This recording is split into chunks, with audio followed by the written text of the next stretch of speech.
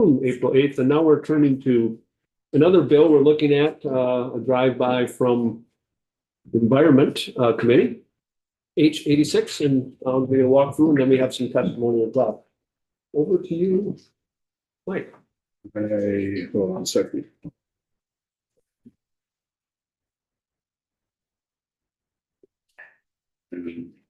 And so. Well, interesting stuff. I remember that one. It's sort of Grady with so many different bills since I've been here. I figured we'd just stack up O'Grady for the afternoon. So Grady Day. Why do you hate me this bad? I don't understand it. It's not easy. I was talking to my buddy. I could respond. Maybe we'll go ice. It's hot. Maybe we'll go ice fishing together. And we'll take a tip. You get him to walk away. I think I'll abandon you. It's a little harsh, my friend. You're on thin ice, no pun intended. Should I proceed? It might be a good idea. This is Mike Grady with Ledge Council. You have in front of you H86 with the draft 3.2. I proposed and met from the House Environment Committee. It addresses what is being referred to as the Chloride Contamination Reduction Program.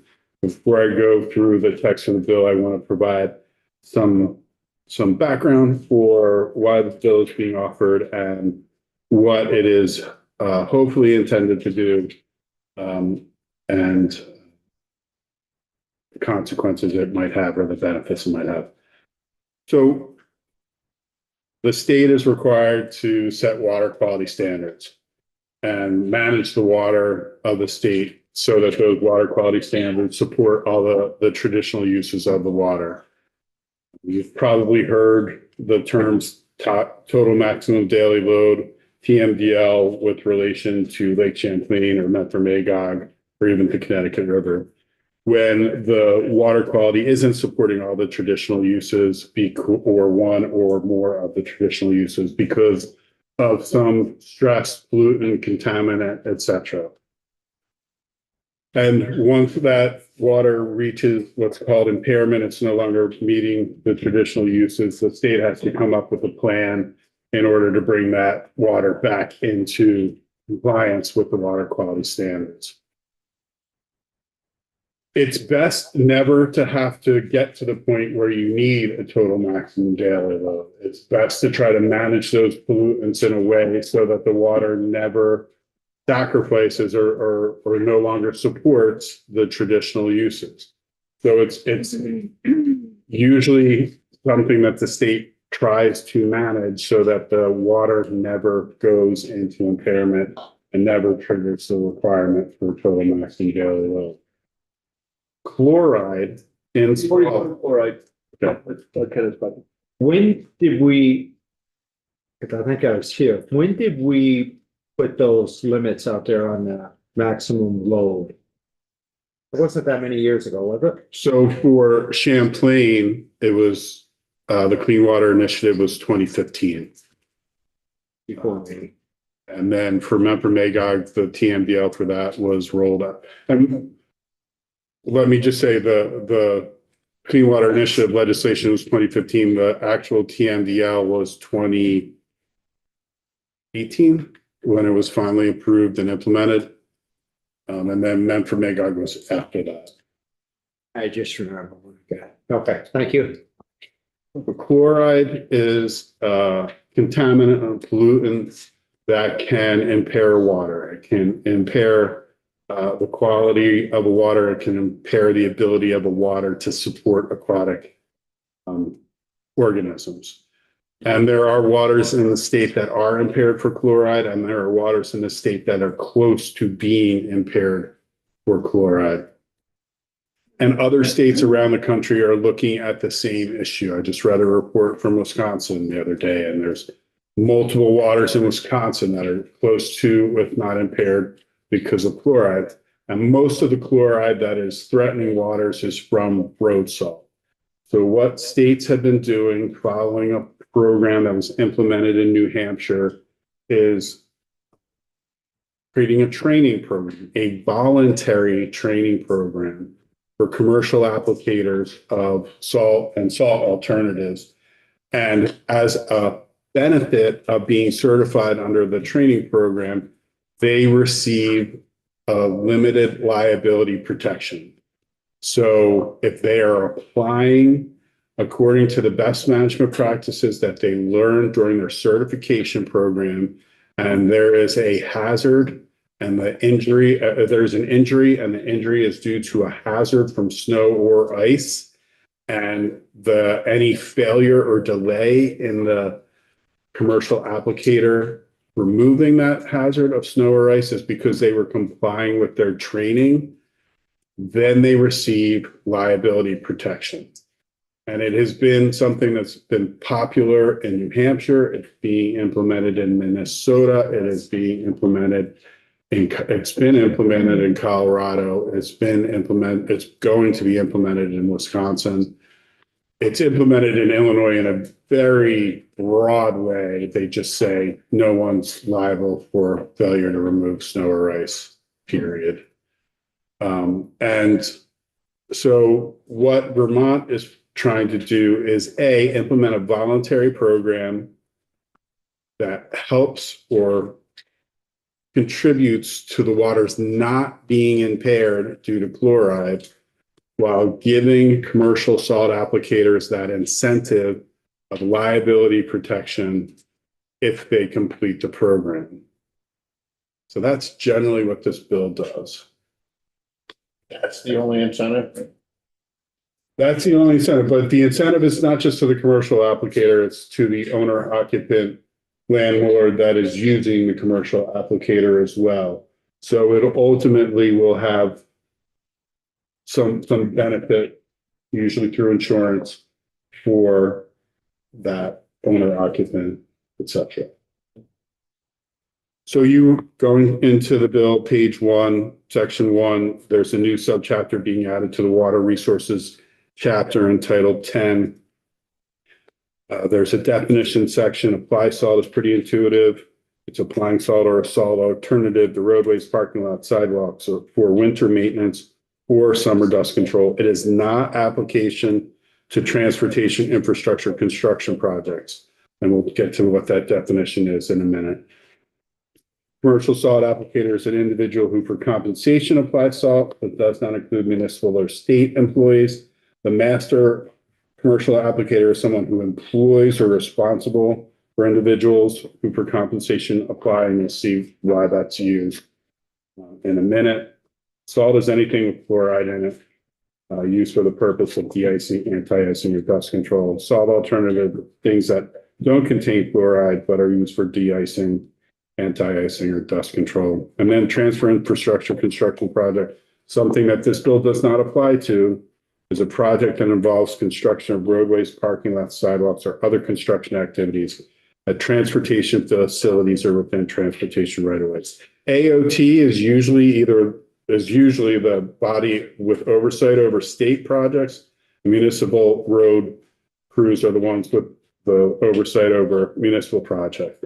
AOT already is trained in these. There's already a permit called the TS4 permit where they have to comply with stormwater controls. They already have snow and ice BMPs.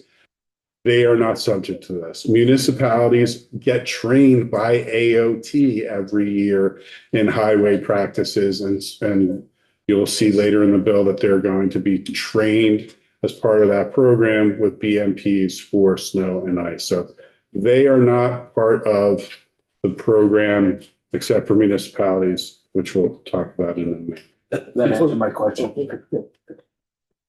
On page 2, line 11, you get the establishment of the program at A&R. They are going to establish it after consultation with AOT, because AOT has this program, and the other states with similar chloride reduction programs.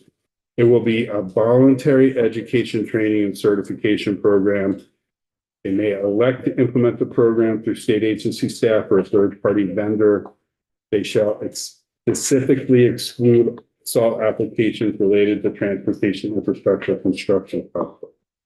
Going on to page 3, A&R is required to adopt BMP's best management practices for application of salt or salt alternatives by commercial salt applicators. The BMPs may be based on practices currently implemented by AOT.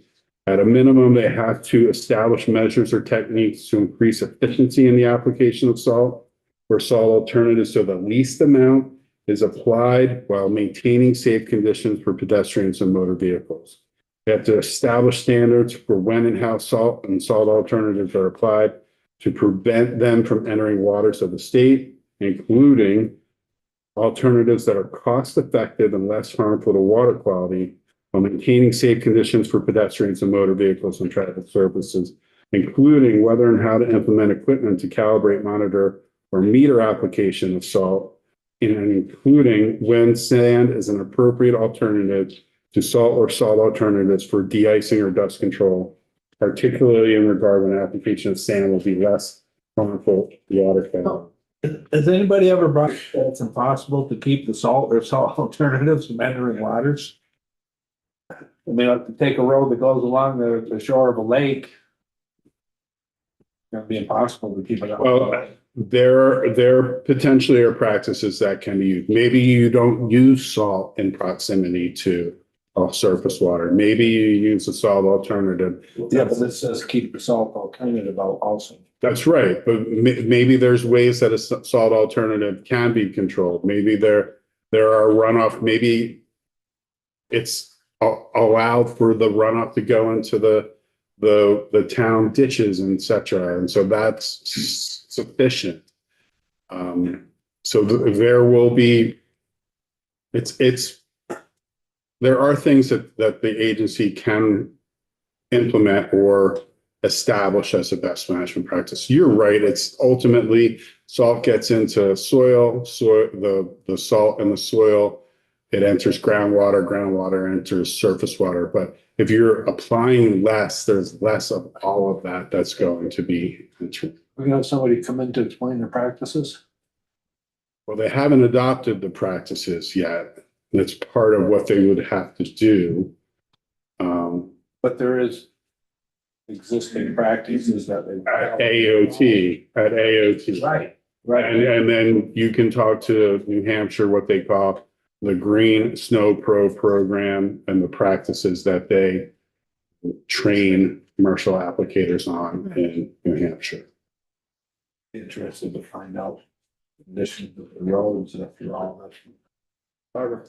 So I'm wondering, given that New Hampshire and Colorado have similar programs, do we know how, like, the safety factors, like, are more people, are we finding more winter accidents? I guess if we're going to give people limited liability or limited liability, it would be nice to know if it's like the research has shown, in addition to being environmentally good, it's, we're not having 50 more fatalities a year or anything. I haven't seen data on that, but if you talk to New Hampshire, they can probably provide you with some data on that. You're going to hear different viewpoints on how this program and what safety protection this program provides. Ultimately, I think it's going to be a policy decision about whether or not you'll allow that limited liability for the environmental benefits that this program provides. It's just hard to know, like, if so many more people are getting injured and killed, then it's a harder equation than if it's like, it's almost as good, or it can be, if it's used with weather between these degrees, it works well. I mean, like, I wouldn't want to be like, sure, go ahead and do that. I mean, the environmental effects are great, but again, I'd want to know. Well, I mean, I encourage you to talk to some of the programs. There's not just New Hampshire, there's a program in the Adirondacks started out as a pilot that's been operating for a couple of years that House Environment and Senate Natural talked to. There's the people in Colorado, people in Minnesota. It's also been implemented in Canada and some foreign. So So Ken, then Tom B, then Tom O. So you said, practice to use more sand, correct? it's one of to establish standards where sand is an appropriate alternative to salt or salt alternatives. So has it been brought to anybody's attention that we're having a hard time finding sand in Vermont? That was brought up. There was testimony from committee members that it really depends on where you are. There are some localities that have access to sand and others that don't. Committee members. We're talking, Like Representative Labor, Representative Bartholomew, Representative Bartholomew even showed the sand pile in Hart. well, maybe you ought to bring some up around here to central Vermont because we don't have it. So that's number one. Number two, was it also brought up that to try to open a pit to extract more product is almost impossible in Vermont to do? That was not, I don't recall that being discussed. Fascinating. Thank you for now. Me? The program that AOT is doing, is that their safe road standards that we can line up? It's Part of it? part of it, yeah. There's a TS4 stormwater control, and they have safe road standards, and then they have, I just think they have management practices for applications. So with this, the state roads aren't gonna be any different because they're already practicing, or? Right, this doesn't apply to state applicators. It's the program that's set up is going to apply to commercial applicators. You'll see later that as part of the AOT training in municipalities will be trained as part of that program and receive liability protection as part of that program. Because I would hate to see the state cut back on salt anymore because the safe roads are anything but safe roads compared to what they could be.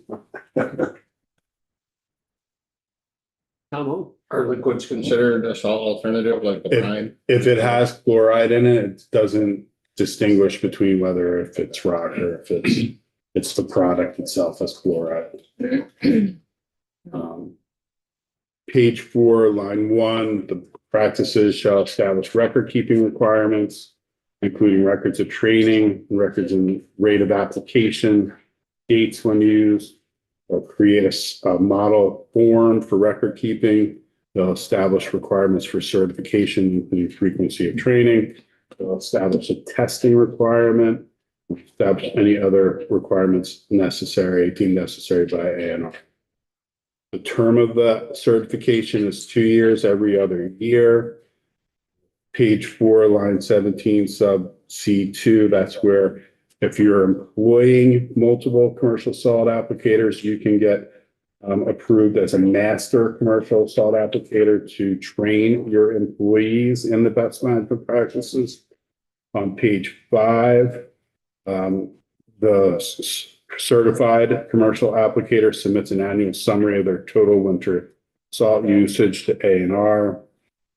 ANR establishes different methods to track the amount of salt applied by those certified through the program. And then the ANR is directed to do an education and outreach program to inform commercial applicators of the existence of the program, the training and liability protection offered, and to provide education and outreach to members of the public regarding the potential harm to water quality and wildlife from excessive application of salt and salt alternatives. Then you get to the limited liability provision, page 5, line 17, section 1353.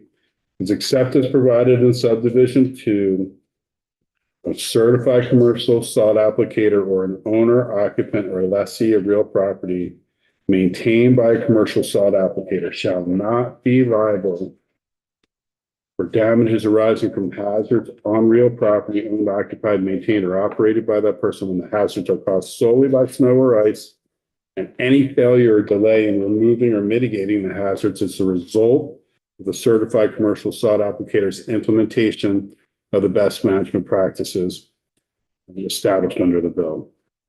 The protection from liability does not apply when the damages are due to gross negligence or reckless disregard of the hazard. All certified commercial salt applicators shall be presumed to be complying or acting pursuant to the BMPs. In the absence of proof to the contrary, they also receive a rebuttable presumption that they are not violating discharge requirements for just general discharge under 10 VSA 1263 and for stormwater discharge under 10 VSA 1264, provided that that rebuttable presumption does not apply if it's a requirement of a total maximum daily load or a requirement of an MS4 permit. Secretary may revoke a certification for violation of the requirements. That is the penalty for non-compliance with the program. You don't get another citation for non-compliance with the program. You can take some other act outside of the program that could subject you to enforcement, but not underneath the program. And in order to receive the liability, the commercial salt applicator owner, occupant, or lessee has to keep a record describing its winter road, parking lot, and property maintenance practices consistent with the requirements of the secretary. And it includes the type and rate of application, dates of treatment, weather conditions for each event requiring de-icing. Then there is a report moving out of the liability provision, commercial applicators. There's a report on the management of salt and sand storage facilities. At one point, there was a requirement for covering of salt storage, and that has been removed. And instead, there's just a report from A&R to you regarding the management of state, municipal, and privately owned facilities for storage of salt, salt and sand mixtures, and sand. They're going to have an inventory of facilities. They're going to estimate the number of facilities that are currently covered, an estimate of those that are not covered and are within 100 yards of the surface water, an estimate of the number of facilities that are not covered and more than 100 yards from the surface water, and an estimate of the total cost to cover or move facilities for the storage of salt, sand, and mixtures so that they do not pose a threat to water quality. So I'm a commercial applicator. Putting salt down in a parking lot. I'm gonna have to use less salt, less chloride, whatever. May not do the job that I used to do, so it may not clear the parking lot like it's been cleared in the past. If somebody gets hurt, I'm protected. What about the business owner? Business owner of the applicator. Store. So they receive it, the owner, occupant, lessee, landlord, they receive the liability protection as well. So what if I get hurt? Who pays for it? Well, I got hurt because the parking lot isn't cleared. It has been in the past, say. Well, remember, the standard will no longer be for those sites the way it's been done in the past. It will be according to the best management practices that A&R determine. And it will be a policy decision by you as to whether or not you are going to allow that liability protection for implementation of those standards in order to provide for the environmental benefit that less salt or less salt alternatives will provide. So I could, if I get hurt, I could be responsible for my own medical and. What you would need to show is that the the hazard, the snow or ice that caused your injury was due from gross negligence and not just simple negligence or reckless disregard. And so it's not that you won't be able to get into court. You'll be able to get into court, but you're going to have to show a higher standard in order to receive the remedy you request. So it's kind of like with the safe roads where you have to show a higher standard.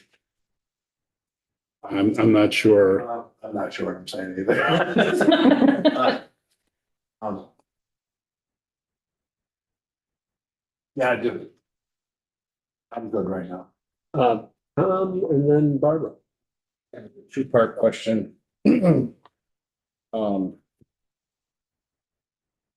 Is the certification, all that I'm gonna need to show if somebody does fall, or do I have to prove I put down the right amount of sand or salt on a driveway? And if I do that, I must have to have equipment that I can at least calibrate or know or show I'm spreading this much per square foot.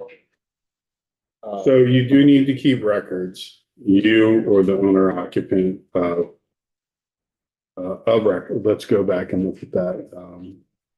You need to have records describing its winter road, parking lot, and property maintenance practices, which will include the type and rate of application, the dates of treatment, and the weather conditions for each event requiring the ice. So you'll devise something that for each parking lot or whatever. So there's already equipment and programs that are available, and they range the spectrum. You have, if you talk to New Hampshire, the main case that or the first case where the liability protection was challenged, the applicator was a fairly large business with pretty state-of-the-art equipment. With GPS tells when their truck hits the parking lot, how much is being applied, time, rate, all of that, and when they leave the parking lot. So that company had really good records and significant evidence that they were doing everything that they were supposed to do in order to qualify for liability protection. If you don't have that type of equipment, you're going to be needing to take records, do your recording according to the equipment that you have. And you're gonna have to sit there and calculate dimensions and. Well, I think you probably do that beforehand. Okay. And then apply, but I'm not the expert on that. But again, New Hampshire, they have the full range of applicators, from the people in 1 or 2 trucks to the people with 40 trucks. Gotcha. So. Barbara. So I noticed it says records should be retained for a period of 3 years. And I'm wondering how 3 years matches up with whatever the statute of limitations is. Perfect. So I love when that happens. Thank you. I bet you that might have even been intentional. I'm sure it was, but I thought it was longer, so I I talked to Eric about it, and Eric recommended 3 years. 7 or something. Well, I mean, I'm just looking outside right now, right? It's going to be slippery. You're walking down through there, and I realize this is state owned and all this stuff. And it's like, this is lawsuit after lawsuit after lawsuit. You got your high-tech company that might have all this high-tech expensive equipment. You got Tom, Dick, and Harry that's out there, the smaller people that in the winter they're doing this type of work, and in the summer they're doing regular landscaping or something like that. You basically have to hire a secretary or somebody to go and keep track of all this stuff. I don't Remember, even, this is a voluntary program. If Tom, Dick, and Harry don't want to be in the program, they don't have to be in the program. And then they wouldn't get the liability protection, but they wouldn't have to do what would be required under the program to get that protection. So Tom, Dick, and Harry can go their way. but they don't get their liability protection. So that means that opens them up to lawsuits, correct? They currently are. Not necessarily. They're open to lawsuits already. Right? If they're not applying appropriately, they're going to be subject, and someone is harmed, they're subject to a lawsuit already for negligence for not meeting the standards that are required in order to provide a safe safe parking lot, sidewalk, and, transportation facility. Yeah, but hearing, I'm interested to do a joint with me. Because Republicans won't do these hearings. First day with the new phone, Barbara? Yeah, okay. Thank you. Do you feel, well, I got locked up in the Republicans on the phone. That should be called. Do you, in your expertise, don't you feel like, I mean, I'm gonna ask, I mean, isn't this really government oversight, way oversight of too much government oversight, in your opinion? I mean, can I ask that question? So remember how I started out the background and the context of this bill, that chloride can impair water. And if it does impair water, you're going to have to come up with a plan to bring that water back into compliance with the water quality standard. There are waters in the state that are impaired for chloride. There has been a TMDL that's been set up for one of them. And what does it require people to do? Reduce the amount of salt that they're applying to paved surfaces. So if you don't try to do something proactive, you're likely going to have to do something reactive in those watersheds that are close to contamination or impairment from chloride right now. So it's I don't know if it's way, what did you say, government way oversight or something. It's there already for purposes of like, if the water is impaired. This is to try to prevent some waters from being impaired from chloride. Does it have a consequence? Does it reduce liability protections in some instances for some people that might be hurt? Yes, but that's the incentive to implement a program in order for it to be helpful in reducing water quality. So I hear you. But I think, and now I know where I dealt with this when I was on the select board for when it first came up for years. And I think the amount of contamination or whatever you want to call it, I think it was being monitored, if I'm not mistaken, at the discharge of the sewer, the drainage pipe, and then at the sewer plant. And I think this body in here lowered the standards so far in Vermont. We're so far below the national standard already. Am I correct? Of what we will allow for water quality? It's hard to respond to that with a uniform answer. It really depends on the activity and the contaminant. Generally, for a TMDL, it's not about the standard that the state is using. It's about how the water is affected. The water is supposed to support the traditional uses: agriculture, recreation, fishing, aesthetics, boating. If the water can't support any of those things anymore, then it's considered impaired, and they have to figure out what is causing that impairment. And if they go and find that it's chloride, it doesn't matter what standard the state has been using for chloride application, it's the cause of the impairment. And now they have to establish a standard to reduce that in order to bring the water quality use back to what it should be. Gotcha. May I continue? So I'm just gonna use Northfield as an example, right? Municipality, we're exempt from, right? We go down through and we've got the sidewalk sanders and all this stuff.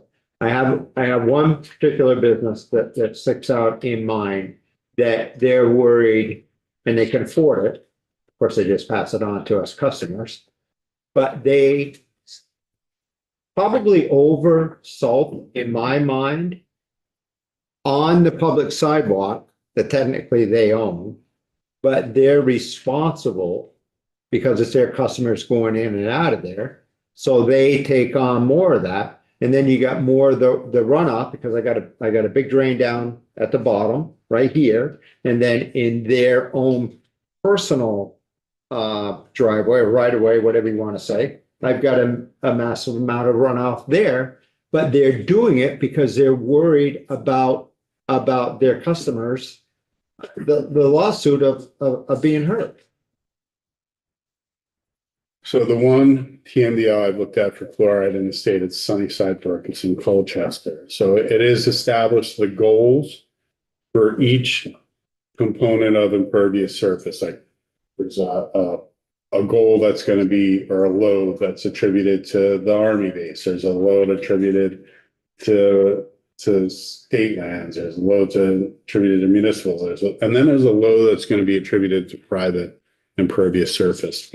They haven't determined how to reduce the reduction targets, how they're going to implement reduction yet.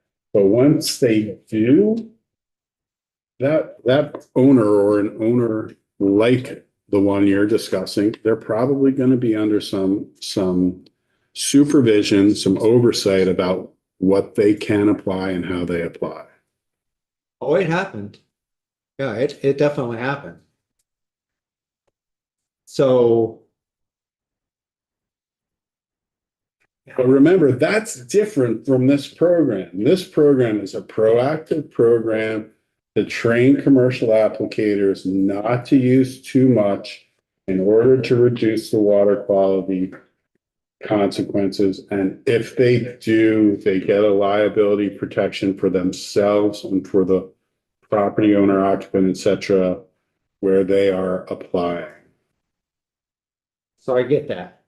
Somebody's still going to be sued somewhere. That's how lawyers work. This doesn't prevent suit. It just says that in order for that person that's injured, in order to get that recovery from the commercial salt applicator, or their occupant, et cetera, they're going to have to show gross negligence, reckless disregard, instead of just ordinary negligence.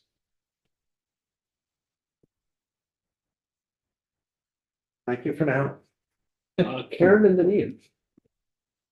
Yes, I think I can get this in the question. I just think it's timely that we did S45 before this and this one, because maybe you can let me know. It seems like there's similarities, like we're trying to create this balance between environment, water protection, and then also regulation of some type of industry, whether it's farming or in this case, salt application. And we're trying to find that balance between it. And the focus really is on kind of what is best practice. And in farming, there's some of those already established. In this case, like it's establishing some for the greater salt applicators. Is that a correct, like that's how I'm hearing it? It's very similar. It is a liability protection if certain criteria are met in order to either for farming support the policy statements and purposes of allowing the state to continue to be a farming state and allowing farmers to grow and evolve and change practices. Here it's putting standards in place to provide liability protection so commercial applicators have an incentive to reduce the amount of salt or chloride that's impacting waters in the state.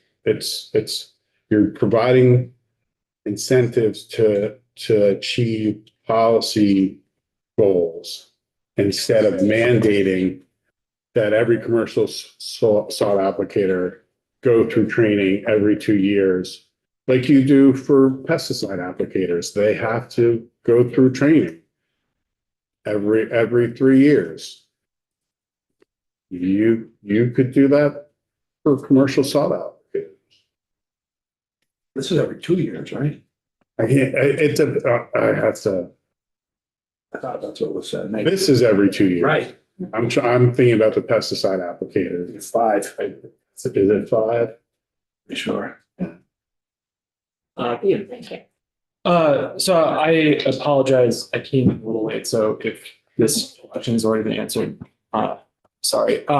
My question is on page 6, line 3. This is on the limited liability presumption of compliance.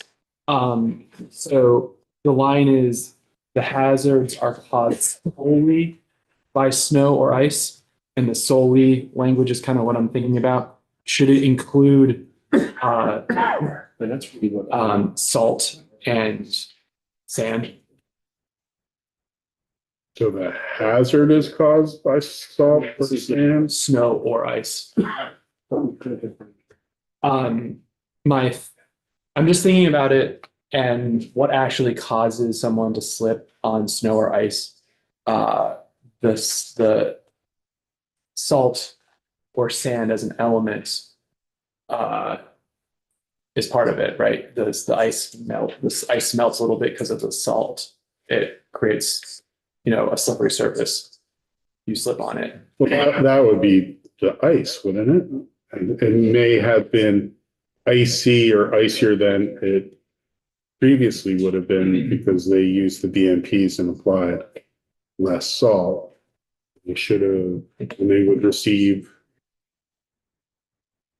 the benefit, the liability protection. It says solely there because when you look at some of the scenarios or the litigation, there are certain situations where the parking lot had a divot in it and the divot had been eroding for some time, and it was a place where snow and ice would build up, and it wasn't the hazard was from snow or ice, but it wasn't the hazard wasn't because in failure and delay or removing, it was because the condition of that parking lot and the failure of that owner to maintain that parking lot in a way that didn't create that hazard. Yeah. And so that's why it says solely.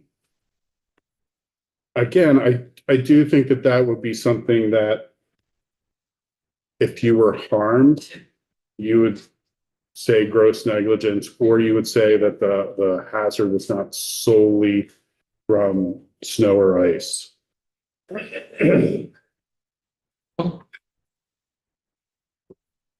Questions for Mike? Did you get through everything? No, Oh, We're gonna run the road. so, You did get through our most important part for this committee. well, there's actually one part on page 9. Remember how I said that the commercial program doesn't apply to municipalities because municipalities get trained by AOT annually on road management practices. Page 9, you will see as part of that Vermont local roads curriculum, AOT will train the municipal applicators in best management practices for spreading salt on roads, parking lots, and sidewalks.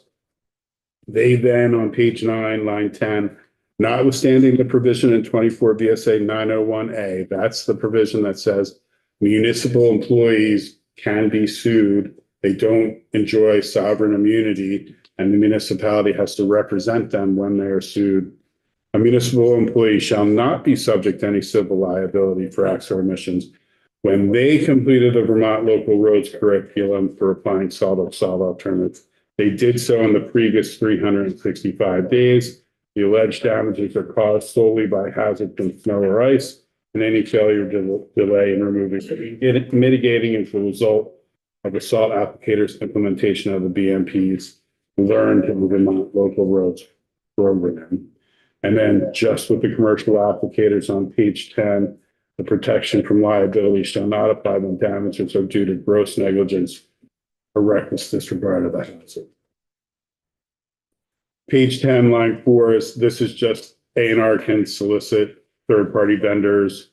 If there's insufficient interest, they can seek a fee for certification from the General Assembly. And then you get the positions and appropriations. A&R is requesting one permanent classified position to run the program, $150,000 for that position. And then on page 11, lines 4 through 9, $250,000 to set the program up, including contracting with external organizations for certification. Any other questions for Mike? And we have a couple witnesses today and a few witnesses tomorrow, including somebody from New Hampshire and Tom. Go Just ahead. one quick one, only because I don't see the right, that's probably testifying to this question, but has there been any talk about how much it's gonna cost to train people? How much they're gonna have to pay or anything like that? So that's in, I see they can develop a program. I don't see that.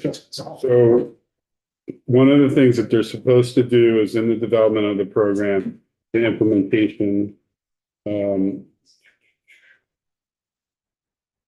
that they're going to seek interest from third-party vendors. Remember, they're requesting $250,000 to set the program up. If for some reason they can't pay for this, or they don't get sufficient bids for it, they can come forward and ask for a fee. But you, the General Assembly, has to approve that fee before it's in. Any other questions for not seeing? Yeah, Tom, go ahead. Yep. Is there, did you say there's a certification for this? Yes, they received the certification that they've completed the training. That's through the state, right? Through A&R, yeah, through the program that they set up.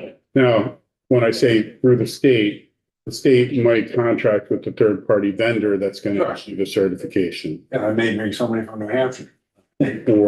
Or Minnesota or Canada. Right. or- So, New Hampshire and Minnesota, the program is voluntary there also? Yes. How long have they been voluntary? I'm just thinking of the state, the way this place could work sometimes. New Hampshire's program has been in effect in some form since 2013. And then Illinois' one, which is the funky one, which would be great if I could draft it, just says you are not liable, period. That was 2016. Colorado, 2018. Minnesota, And those are all voluntary. all voluntary. Minnesota, And what was in here, if you said it, it's 2-year, the certification is good for is what you thought? yeah, this for the commercial applicators, it's 2 years. For the municipal applicators, it's the previous 365 days. Yeah, I don't know if it'd be up to us or A&R to change that, but I mean, Vermont State pesticide applicators licenses every 5 years, and that stuff's a lot more dangerous than the salt is, so. Might be something to consider to go more than 2 years. I gotta believe even if it was every 5 years, that if there was best practices that change within a timeline, that things will probably happen anyway, so. All right.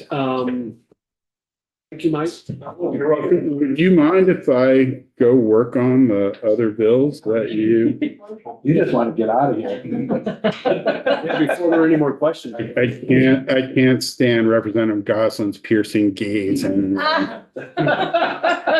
Let it scare you. I will have to say that when that recording of the incident that happened, one of the best things is Representative Gosselin's eyes going back and forth and back. You know, with him, it's that bark and bite thing, you know. I'll see you tomorrow. Wanna go fishing with me? It's a nice. All right, Sharon, if you could join us. Absolutely. Give me a moment, Mr. Chair. I'll share my screen. And if you could identify yourself for the record as well. Absolutely.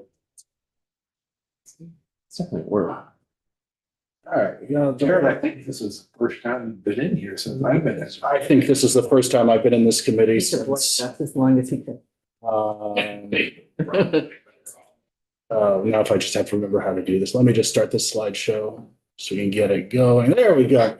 So yes, for the record, Jared Carpenter, I represent Lake Champlain Committee. This is, wow. This might be the first time I've been in this committee, probably since back when we were doing Act 64, the Vermont Clean Water Act. So that's about 10-ish years ago when, yeah. And the reason it came into this committee is because there's provision in the bill about the Agency of Agriculture could come from some circumstances and remove cows from somebody's property, and that caused a stir.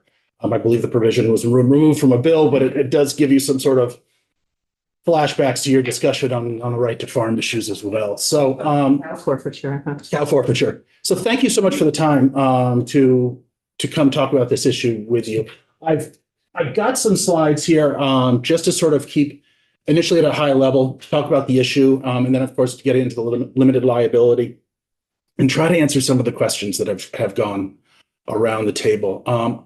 I don't know of any incidents where there has been, an increase in deaths or accidents in any of the states. I think it'd be hard to quantify, but for this happening, there were that many deaths. I would hope that if one would see that a bunch of deaths had happened because of the program, you'd alter the program. Because that's not the point of this. The point of this is to find that sweet spot between application and not only environmental protection, but infrastructure protection and health and public safety. Because oftentimes with salt, as was mentioned before, it's, well, if a little will do the job, then we'll use a lot because it'll really do the job. And that is incidents around the state. So this is the School Street Bridge, which is the bridge that goes down between here, well, straight on for the elementary school. I think it's safe to say that's too much salt, especially considering the fact it's going over the North Branch of the river.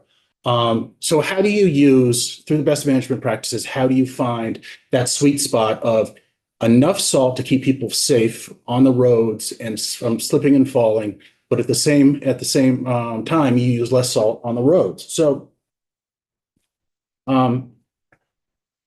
we have been seeing an increase in salt use across the nation. This is according to the USGS. Use of road salt has tripled nationwide since 1970 to over 200 million metric tons. Largest source of sodium chloride is, of course, road salt and other de-icing products. But I don't know if Mike got into it, but salt solutions are also used on dirt roads in the summertime for dust control. That is addressed in this as well. Not for Agency of Transportation. As Mike indicated, they have their own standards, just like they have their own highway program for salt application. They also have all their own programs for dust suppression during summer transportation projects. It's called chloride, right? Well, chloride salt, it's, they use a brine, like a chloride solution. It could be sodium chloride, it could be magnesium chloride, but the key is the chloride. A lot of these programs will probably be modeled after what AOT uses either in this state or in New Hampshire, because they've already done it. They've got the programs. There's no reason to reinvent the wheel.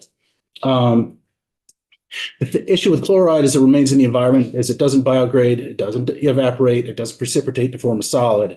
It stays in the ground, it stays in the water until it travels along. It does, I want to say, in the course of Lake Champlain, it takes between 7 and 10 years for it to flush.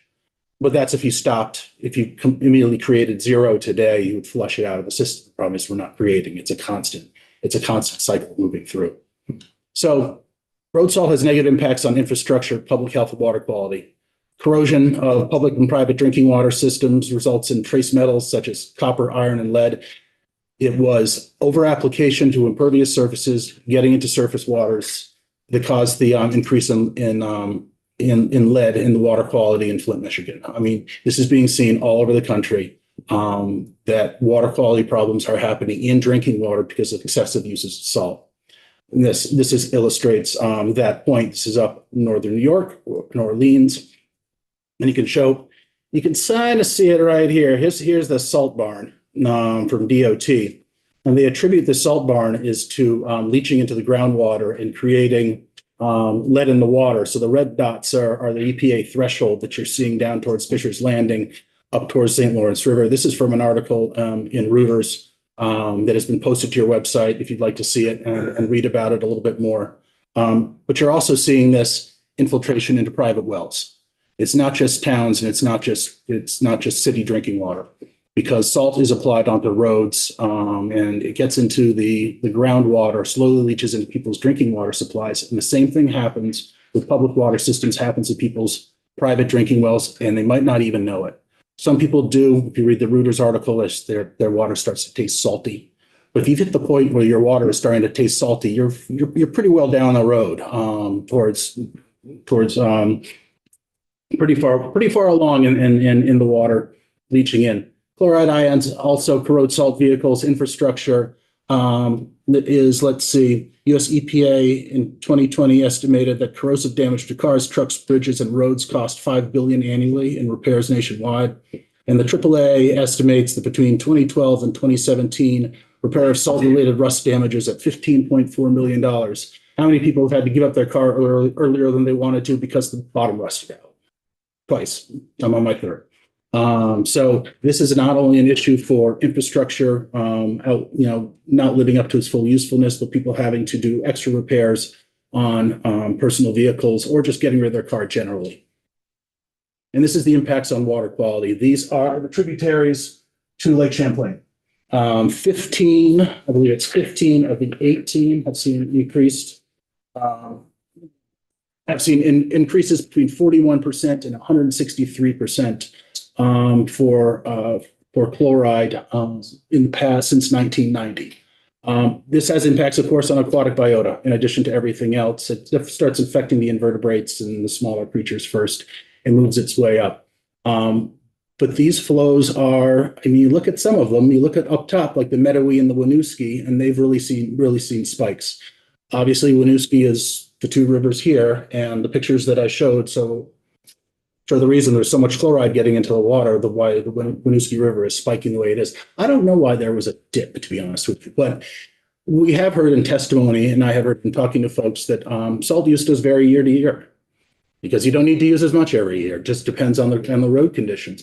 I would make the hypothesis this year that more has been used than usual, because if folks remember a couple of weeks ago, they're having problems getting salt before one big storm. So this not only gets into the point that was brought up about, sometimes there's a shortage of sand to be used around as an alternative. There's also a shortage of salt.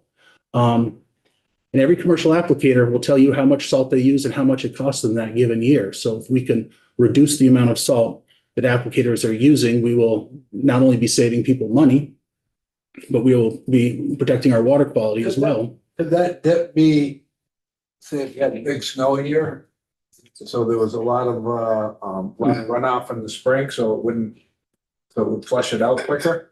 And the reason I say that, because 2010 was one of the snowiest winters on record. It could have been. I've wondered about that, because remember last year we had that February thaw. And so then I haven't seen numbers, but you would think you would get a big spike. When everything melted, you get a big spike, and then we go back to another snow, and you have to put the salt back down again versus a snowy winter where you didn't get a melt. I don't know if you'd have something that chronic. One interesting point is actually where salt levels in water becomes the most acute is during summertime and drought, because you have the same amount of salinity, the same amount of salt in the water, but you have a less volume of water. And at the same time, when a river starts to go down, it'll start to suck up groundwater around it. So that starts drawing more salt in from the groundwater and more salt in from the surrounding grounds. So you definitely get that spike in the springtime. It's called an acute level. And then it settles back into what these are as the chronic level. Sort of this is the day-to-day levels that you see, but you will have little spikes depending on certain weather conditions and things of that nature. So the bill, H86, that Mike just walked you through. I won't stay on this slide very long because he's already did. So salt reduction will be achieved through best management practices of municipal and commercial and private applicators, through the certification for liability protection, and then The bill initially had protections and coverage requirements for salt storage facilities to avoid water contamination. A lot of salt storage facilities are already covered. I think a surprising amount are not, because you're not protecting your salt very well, environment aside, just sheer dollars. But it was decided down, through A&R to have a study be done to see exactly how many salt storage facilities are out there that need to be covered or that are covered. How many, same with the sand facilities, how many of them are within 100 yards of a surface water? It's amazing how many salt storage facilities are within 100 yards of a surface water. When you say covered, do you mean a physical cover or an insurance coverage? No, a physical roof. All right. Not just like a tarp, but a physical roof on a facility. And for some of these facilities are pretty big, so it's going to be expensive. So the study also asked A&R to look into possible funding sources, because you want to cover the source, but you understand that for a small town, this would probably be pretty expensive. So how do you sort of balance that out without just saying, okay, unfunded mandate, go cover your salt storage shed by X date? How do we figure out to help pay for that as well? AOT does have grant programs. Federal government does have grant programs. Who knows what's going to happen to those? But identifying funding sources out there to sort of to help this process. New Hampshire, Mike mentioned this. It's New Hampshire has the Green Snow Pro certification program. Someone's going to come in tomorrow morning from that program, New Hampshire DES, to testify about it. It is envisioned of literally lifting New Hampshire's program and applying it in Vermont. They've been doing it for 10 years for commercial applicators. They recently started adding municipal applicators. When they started off, they did not have the limited liability protection program. I can't remember the numbers, but when they added it a couple of years later, they saw a lot of increase of people who wanted to suddenly become involved because they had that extra protection. It has also been, discussed in some of the other committees that if our program largely mirrors or does mirror New Hampshire's program, you could have the same certification process for somebody who is a salt applicator on this side and that side of the river. So if they're home based in Norwich and they have the program here, they can go plow in Hanover and be covered as well. How that would work with the fees and things of that nature, I'm not sure. But I think a reciprocal program working on both sides would be great between ourselves and New Hampshire. Mike mentioned that the Adirondacks have a program. ADK Action runs it, a nonprofit. That's focused on municipalities. They've been having some amazing programs down around Lake George, Peru, that area of the municipalities getting together, and they'll chip together and they'll all get the system together to make brine, to use that instead. And how do they calibrate and coordinate their products? So New Hampshire started off with commercial, and then recently is going into municipal. And as Mike mentioned, A&R would do the commercial program here, but the municipal program would be handled by AOT and their local roads program. AOT has a great program, and they have a local roads program where people have to come in and be certified in order to qualify for certain parts of state money. So it makes sense to roll it just into that program. The keys to certification, this is a voluntary program, as was. So success relies on carrots. If we're going to make this mandatory, you wouldn't have to worry about liability protection or anything like that. But a voluntary program, success is on the carrots, and the keys are liability protection, and then there are significant savings with the purchase of less salt. And for municipalities, as Mike mentioned, also compliance with the water quality standards could be less future costs for cleanup of specific waters. Sunnyside Brook, the TMDL for Sunnyside Brook is probably be fairly expensive to comply with, but Sunnyside Brook in Colchester is also surrounded by impervious surface.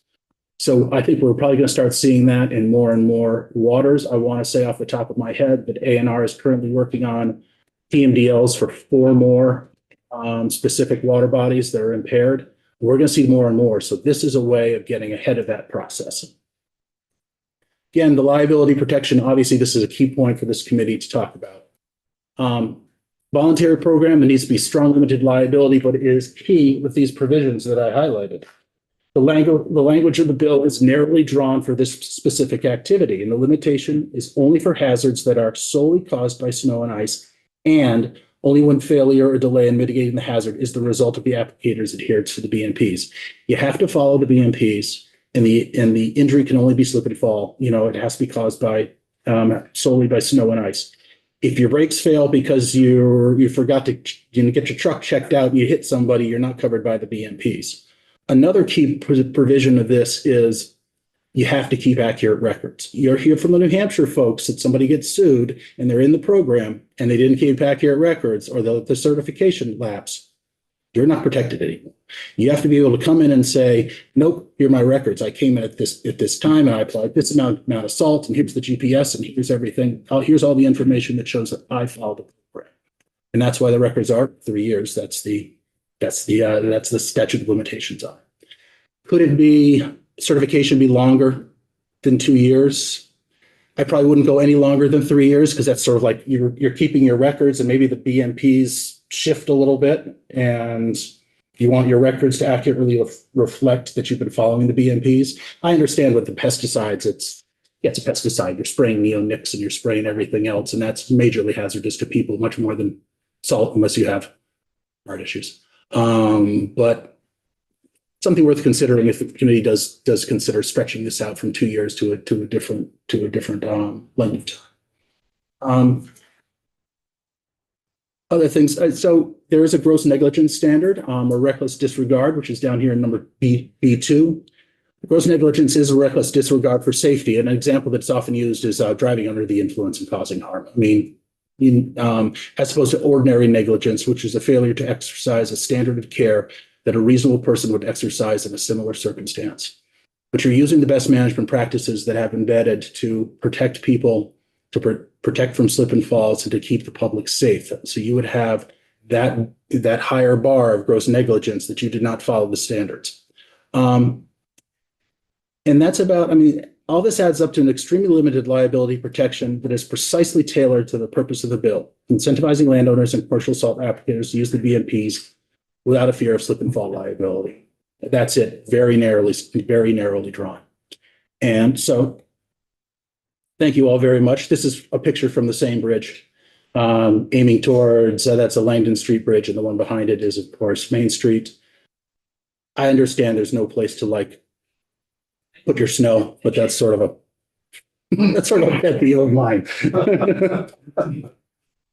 This was taken about, I took this like 6 weeks ago as I was walking back to my house after coming out of the State House.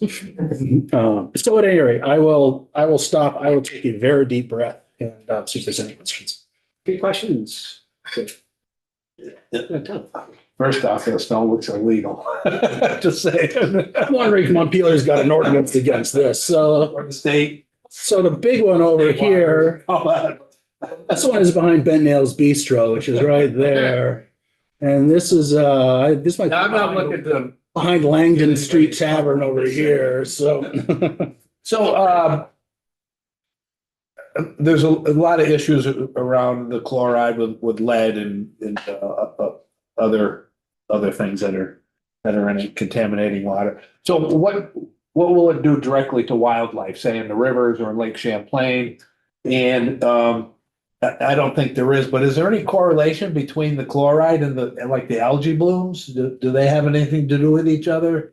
That's a good question. Or it may knock them down or enhance them or. No, I don't think it knocks them down. I think it's the other way around. I think the chloride does enhance blooms. I'm not 100% sure. Let me look into that for you, Representative, get back. But in terms of harms to wildlife and aquatic biota, it's the invertebrates that are the first ones that are most infected. You know, the stone flies, damsel flies, all the bugs, so to speak. Fish are sort of the last ones affected. But as I mentioned, it works on two levels. So there's the chronic level that goes like this, and then there's the acute spikes. So you're going to knock things off. You're going to cause harm to a creature with an acute spike first. And then, but there will also be continual harms on the chronic levels. And I can dig up or ask A&R like at what level do you start seeing a drop off in the invertebrates and in the bugs, and at what levels does it start affecting sunfish or lake trout or walleye or the bigger fish? I mean, you're thinking of frogs because they with a lot of things they say that. For amphibians, I think it's impacts on reproduction, because they do lay their eggs in the water and are in and out, and they have the skin that needs the moisture, so it might affect them in a sort of a different way than it does affect a fish or a mayfly. Other questions for Gary? Thank you, folks, for the late hour. I'll give up my seat to Adam, and after I stop sharing, we're good to go. See you in 10 or 11 years, Jerry. Exactly. Unless you guys have another water quality issue that comes up, I'll be back. Alice. Over to you, please. Afternoon, Mr. Chair, members of the committee. My name is Adam Necrason Group here with the Vermont Association for Justice. Thank you for the opportunity to be heard. I'm here with a critique of this legislation. Although jumping to the very end, there is a way to tailor this that can achieve the environmental purposes without raising the concerns I'm about to articulate, which is if you're injured through the carelessness of a business and you have significant injuries and you're out of work, you have medical bills. The question is, who pays? Not whether someone will pay. You have lost wages. Yeah. I heard, who are you The representing? Vermont Association for Justice, VTAJ. Which is, I'm not familiar with them. Sure.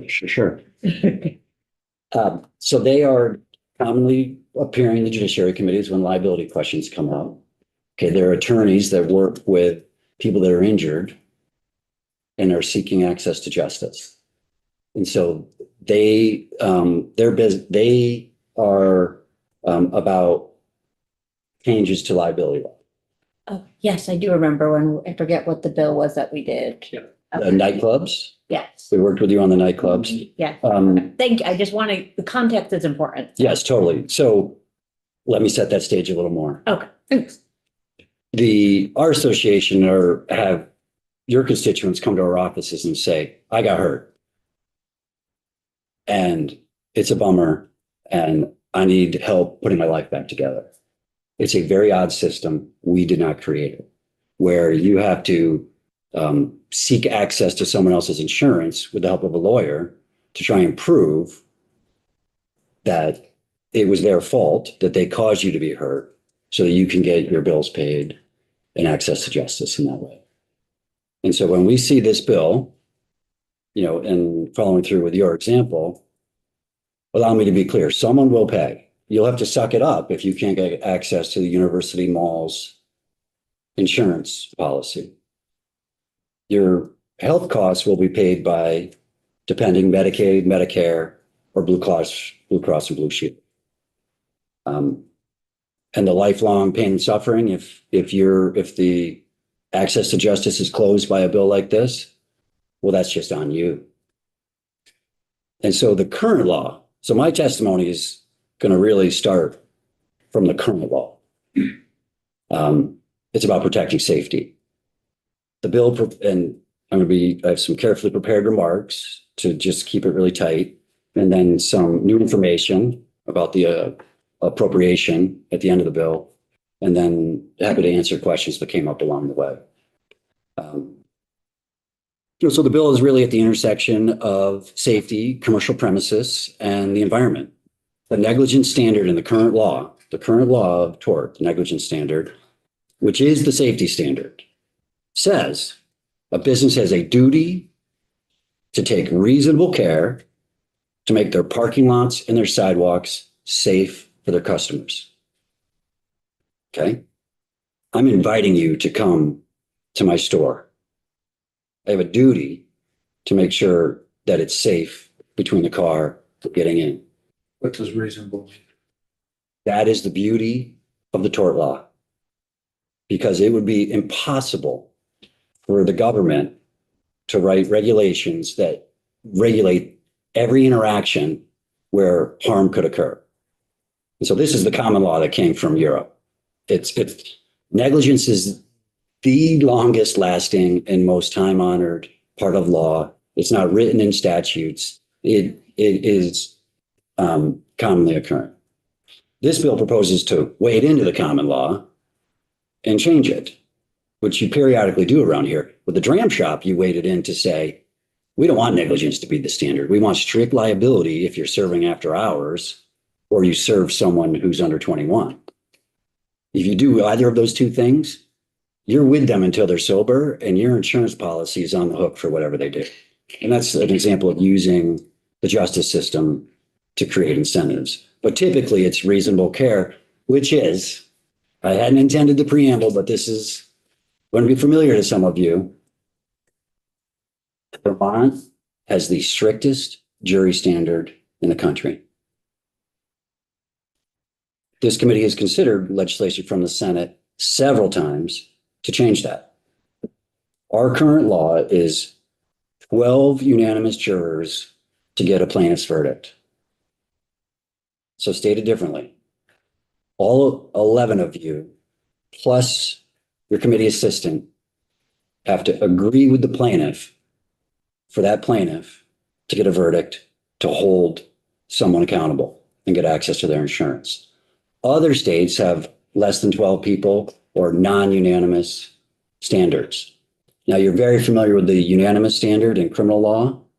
Makes sense, right? Convince all 6 or 12 of these people, or you're not going to jail. In the civil setting, any one of the 11 of you could kill a bill. The plaintiff, the injured party, who literally was just walking from their car to go pick up their prescriptions and got hurt on black ice, and then is thrust into a litigation environment where insurance defense lawyers are saying, we only have to convince one juror to deny you access to our client's insurance policy.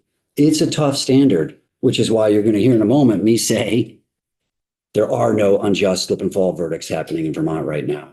So when this bill proposes to change the liability standards, it's to chase the perception of a commercial salt applicator that they face unfair liability. They don't. Okay. The upshot of the current law, which is the negligence standard, says that safety first, because an ounce of prevention is worth the pound of cure. This would be in Forts 101. Even this is the most common sense standard, and it's what negligence is all about. The clearest problem with this bill is that it moves to replace the negligence standard, the safety law, with standards that do not yet exist. They're not before you. We can't testify on whether we think this one-size-fits-all set of standards are the same as the duty of reasonable care. Good question, Chair.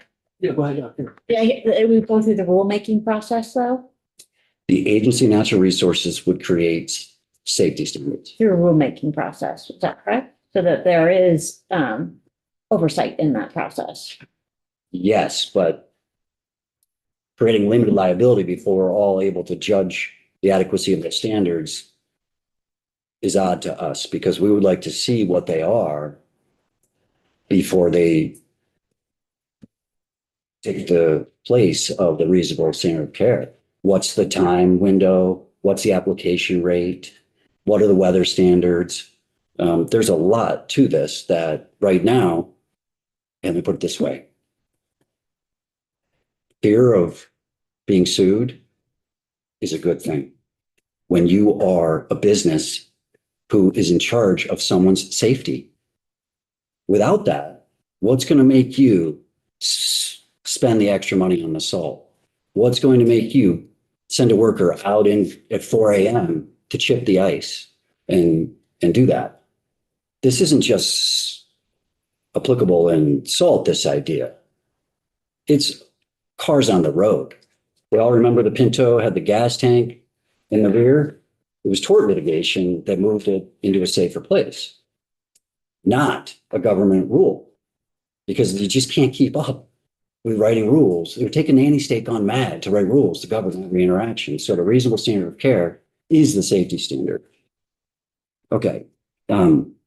Worse, it proposes making it harder for innocent people injured through no fault of their own to get access to the careless party's insurance. Now, the boosters of the bill will say limiting liability is the only way to get the Walmart worker to spread less salt on their sidewalk. We quibble with that notion, and I'll unpack that in a minute. But our point of departure is that there really is not, am I going to get sued, in the mindset of that's controlling how much salt to put down. there's a lot of other factors. Am I wasting money putting out too much salt, for example? Or do I really want to make sure no one gets hurt? Because I'm going to feel bad if some little old lady falls because I didn't do enough to make it safe. So embracing the goal of helping the environment through government training program on the amount of salt to spread, there are options that do not involve reducing recovery rates. For example, salt costs money. So the common sense of if you put this training program out there, people will want to take it so they can find a way to do the right thing without spending extra money. The New Hampshire program director that testified in the Environment Committee essentially said the number one motivating factor for people that they hear is figuring out how to save money because this stuff costs a lot of money to spread. The second incentive, also on the record, is from a commercial applicator saying, I want to be green certified so I can get a leg up in the marketplace where I'm hustling contracts. And green is good. And so if I can say, I got this certification, then I've got a better chance at winning the bid. The third way you could create incentives for people to take this training program is we can look to farming and logging for this example.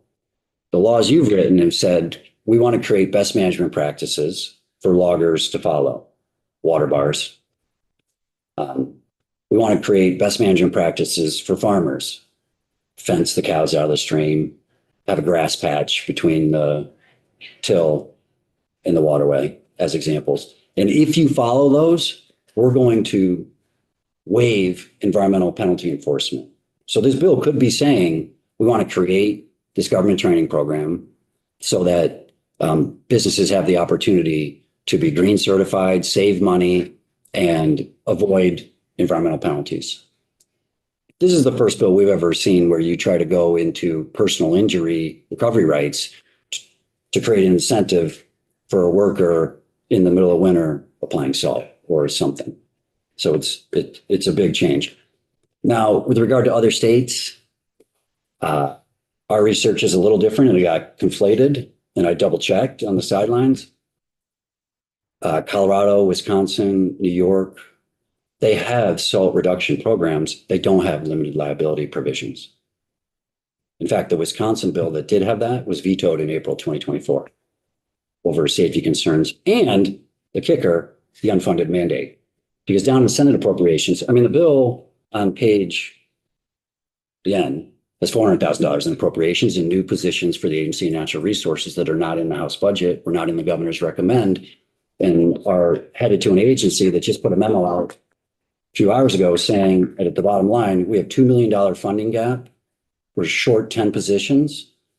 And so it's red alert for us to think this bill will pass, go to an agency that's saying we already don't have enough people to do the work, and that the immunity provisions will attach, even though there's not going to be a robust effort to stand up a serious safety program. We're sympathetic to the environmental interests and want them addressed. Think there's ways to do that. But the bottom line is, let's get the safety standards into Vermont law and at play in the field before we think about using them as a psychological incentive to do something different for someone who unreasonably fears a verdict. Now,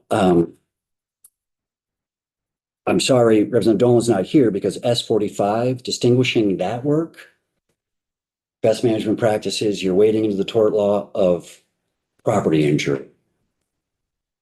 We took a pass when the chair invited us to testify on that, and I appeared in Senate Judiciary and said, that's between you and the environment to dispute these property disputes.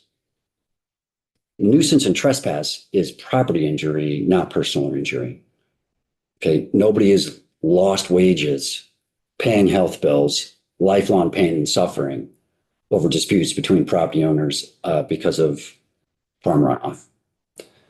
We caution against the notion that, well, you're still liable for gross negligence, so someone who's innocently injured can still get recovery. Gross negligence is nearly impossible to prove. And ordinary negligence is not just, oops, so let's immunize that. When you immunize negligence, you're saying, as a matter of law, it is okay for a business to be careless, to cause someone to be hurt, and not be held accountable, even though they bought insurance to take care of that person. And so we have a lot of caution over immunizing negligence as a small thing, because it is the big thing that allows people access to insurance for people who are careless and cause them to be hurt. Flipping my notes, it's odd that the bill immunizes the venture-backed owners of the University Mall because their salt applicator vendor took a training. I mean, this is not just about the person driving the truck or the worker throwing the scoops of sand out there. This bill is vertically integrated and goes into the corporate owner's insurance policy and says, you're not on the hook if you hire a vendor who's going to take a class. And we think that's. So let me ask a question. So that owner, would they still be off the hook if the individual didn't actually keep the records and follow the application standards? Yeah, I've got the certificate, was trained, but wasn't following through on what they were supposed to be doing, the best management practices. That person would still be off the hook? Well, if you don't follow the best management practices. Yeah, then, I mean, then that person who hired the applicator would be liable as well. Yeah, but we can't. I'd love to be having this conversation, looking at the best management practices, and we scour Right, no, and find them. Yeah, I'm just. And like, they're not in front of they're not in the record. They're talked about. Like New Hampshire has them, so they're all good. Well, we don't know that. New Hampshire also has non-unanimous jury verdicts, a completely different tort regime.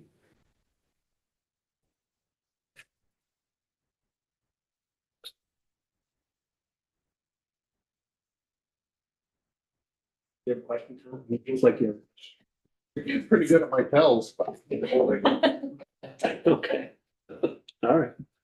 So sticking my landing, because I will have great concern that this would move forward into an agency of natural resources that is signaling to the General Assembly, we don't have the people or the money to do this.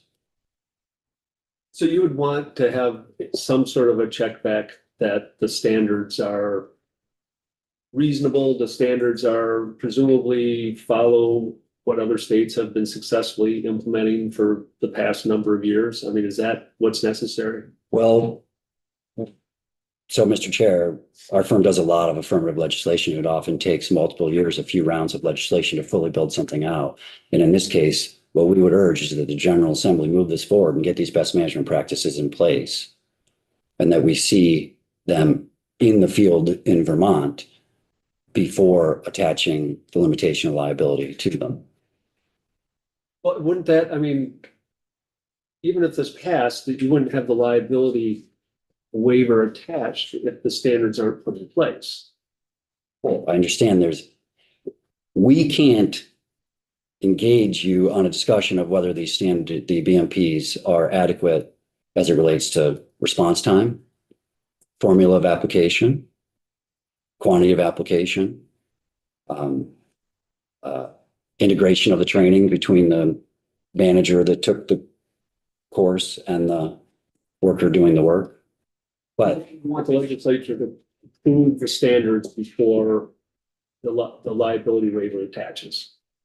I just want. well, if you pass this bill without the limited liability, it would say to A&R, create these best management practices, stand up this training course.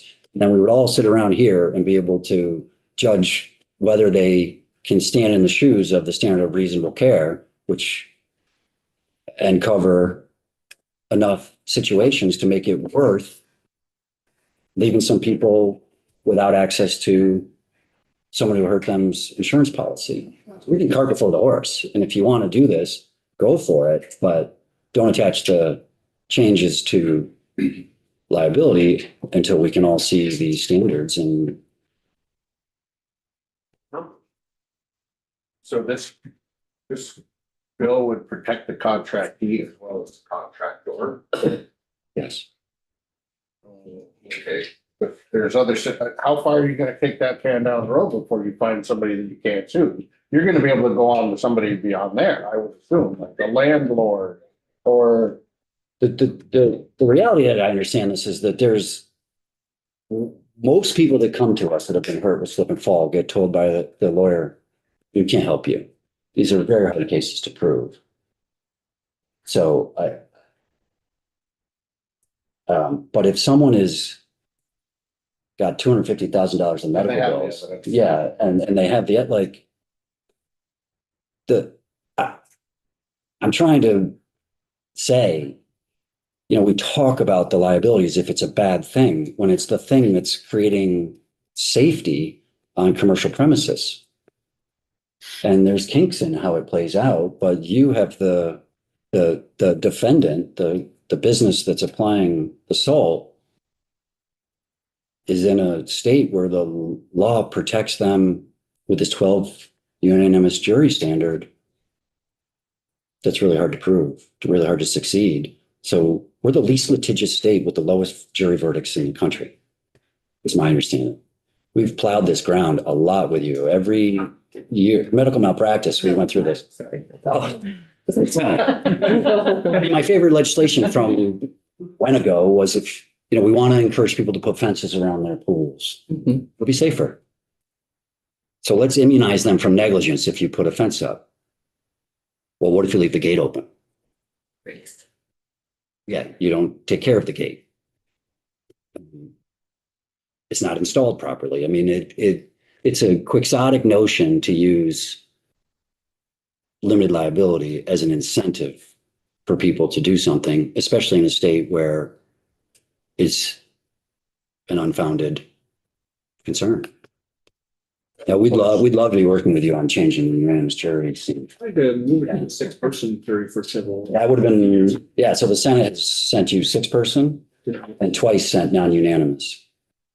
Did they send it to us or did we start it over here? I thought we started. Both. I mean, I've been involved in that a number of times because you get compromised verdicts and hung juries and one person having a veto.